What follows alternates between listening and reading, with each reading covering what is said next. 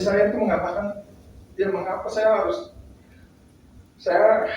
hanya karena saya seorang penyalahguna untuk diri saya sendiri, saya ditinggalkan. Kecanduan adalah penyakit otak kronis yang sulit disembuhkan. Lalu kenapa orang yang sedang sakit dibuang? Di saat hanya dia satu-satunya sebagai rumah tempat saya kembali pulang, tetapi malah diasingkan atas kekurangan saya. Dan apakah mungkin ini seharusnya saya diperlakukan? Melihat begitu sempurna di permukaan, namun saya kosong di kedalaman.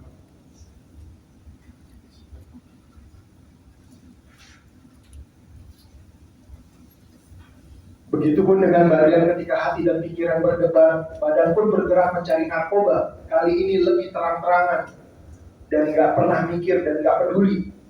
Dan nggak sampai 1 bulan jalan setelah saya rehat dan tertangkap kembali untuk ketiga kalinya.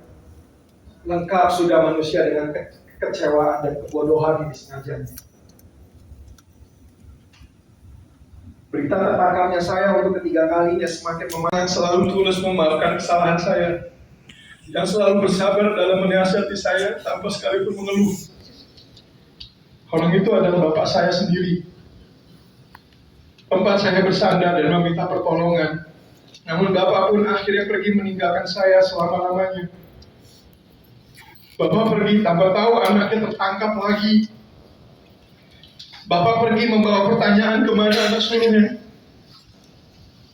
Kemana anak yang pernah membanggakan? Bahkan sampai bapak menutup mata. Saya tidak ada di sampingnya. Bahkan bapak sampai meninggal. Itulah dosa teramat besar yang pernah saya lakukan kepada orang tua saya. Dan inilah hantaman terbesar setelah saya ditinggalkan istri, kemudian bapak. Bapak meninggal di umur 59 tahun. Karena kanker hati stadium akhir. Bahkan sampai saat ini saya masih merasa bersalah, karena tidak ada di saat-saat terakhir bapak. Sekarang untuk pulang sebentar menengok jenazah bapak, dengan kedua tangan diborgol, memakai rompi tahanan serta dikawal dengan laras panjang, persis seolah-olah saya adalah teroris besar. Maaf om, kalau saya harus bilang kayak gini om, karena ini yang terjadi om. Di depan keluarga besar saya, datang saya tanpa sama sekali melepas borgol dan rompi tahanan. Saya terduduk termangu menatap jasad bapak saya. Saya ciumi tangan dan tak kuat hati saya menangis sejadi-jadinya. Sudahkah itulah saya, bahkan sampai bapak saya meninggal pun saya masih menyakiti dirinya dengan tangan saya diborgol serta memakai rompi tahanan.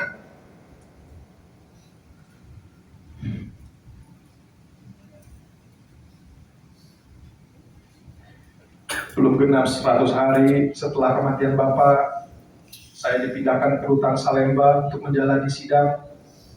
Belum sampai di situ, mantan istri